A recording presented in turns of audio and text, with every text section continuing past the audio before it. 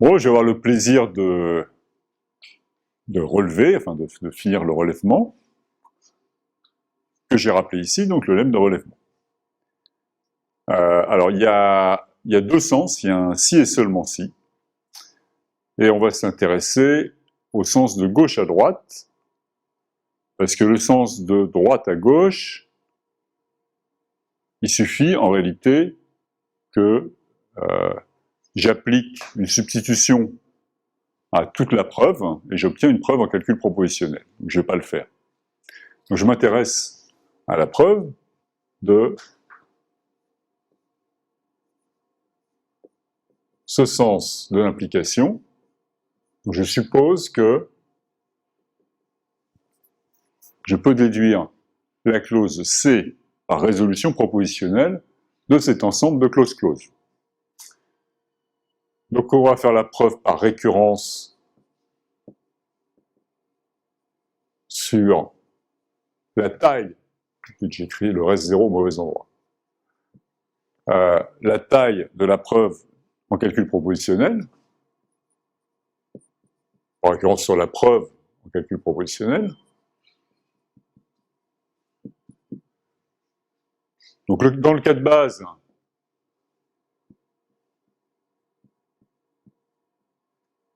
la preuve est réduite à une feuille. Qu'est-ce que ça veut dire que la preuve est réduite à une feuille? Ça veut dire que C appartient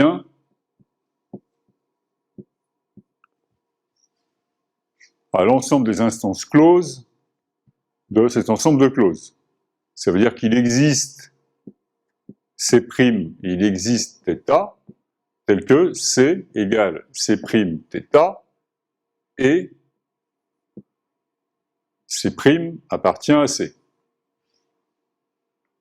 Et dans ce cas-là, j'ai bien une preuve de C' à partir de C, et une substitution θ telle que C égale C' θ. Là, tout va bien. Pour la récurrence, je regarde quelle est la dernière règle appliquée dans ma preuve en calcul propositionnel. Si la dernière règle est une résolution,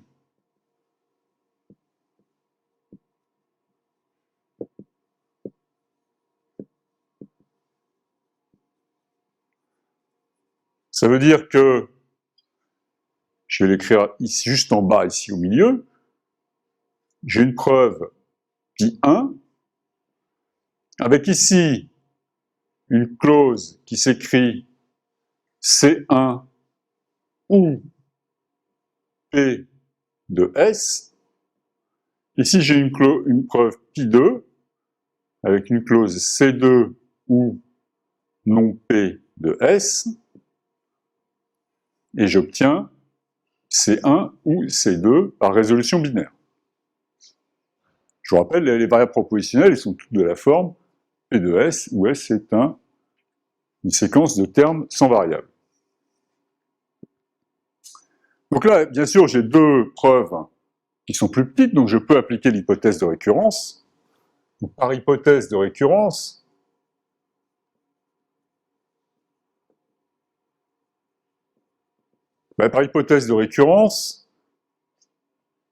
j'ai une clause C' à un terme T et une substitution θ1, telle que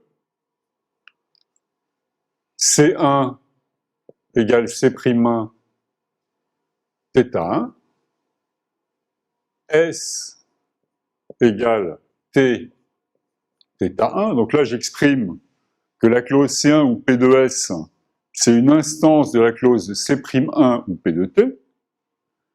Pareil pour la droite, il existe C'2 U θ2 tel que C2 égale C'2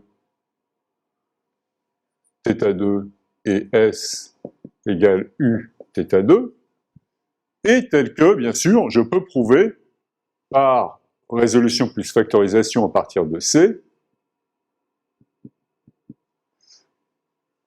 la clause C'1 ou P de S, et je peux prouver à partir de C la clause C'2, P de T, C'2 ou non P de U. Alors maintenant, on peut, c'est le seul endroit où on va utiliser vraiment l'unification. D'abord, on va supposer que, par renommage, ces deux clauses n'ont pas de variable commune. On suppose que les variables de C'1 ou P de T et les variables de C'2 ou non P de U sont disjointes. Dans ce cas-là, quand j'écris S égale T θ1, je peux aussi, θ1 c'est une application des variables de C'1 ou P de T dans les termes clos, θ2 c'est une application des variables de C'2 ou non P de U dans les termes clos. Donc je peux écrire ça aussi comme θ1 union θ2. Quand j'écris cette substitution-là, c'est une substitution qui, juste sur les variables de T, se comporte comme θ1, et sur les variables de U, se comporte comme θ2. Et ça, c'est la même chose que U, θ1, union θ2. Les deux, c'est S. Et donc là, j'utilise le résultat sur le MGU, c'est que ça signifie que T et U, comme il y a deux substitutions qui les rendent égales, c'est-à-dire que l'équation T égale U a une solution. Donc que T et U sont unifiables.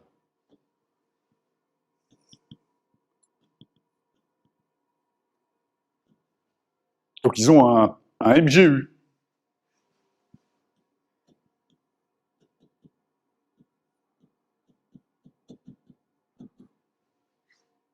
Et par définition, par propriété du MGU, c'est un Most General Unifier, il existe des substitutions sigma 1, sigma 2, telles que, sigma 1 suffit peut-être, oui, sigma 1, telles que sigma θ1 union θ2, c'est sigma suivi de sigma 1. Voilà, bon, maintenant, donc on est prêt à utiliser la règle de résolution binaire. Par résolution binaire, je vais avoir C'1 ou P de T, C'2 ou non P de U,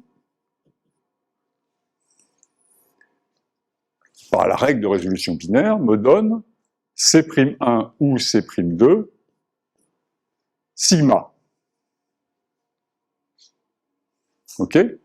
Et dans ce que j'ai à prouver dans ma récurrence, j'ai donc bien sûr que C'1 ou C'2 sigma est déductible de C, puisque par hypothèse de récurrence, ces deux-là étaient déductibles de C.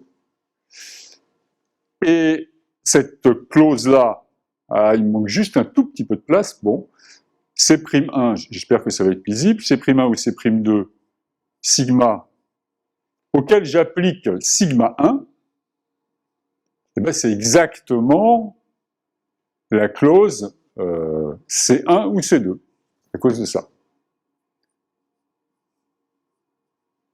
À cause de ça, puisque sigma 1, c'est θ1 union θ2, θ1 union θ2 appliqué à C'1, c'est θ1 appliqué à C'1, c'est C1, et θ1 union θ2 appliqué à C'2, c'est C' de θ2, c'est C2. Donc j'ai exactement ça. Et j'ai terminé ma récurrence. Alors, en fait, non, j'ai pas terminé, puisque il faudrait que je fasse la preuve également dans le cas si la dernière règle est une étape de factorisation. Ok? Je le fais pas parce que c'est exactement la même chose, c'est la même idée. Donc il n'y a pas de ça va pas vous passionner, je pense que vous êtes passionné par cette idée-là, mais c'est la même idée, du coup c'est pas la peine de la répéter.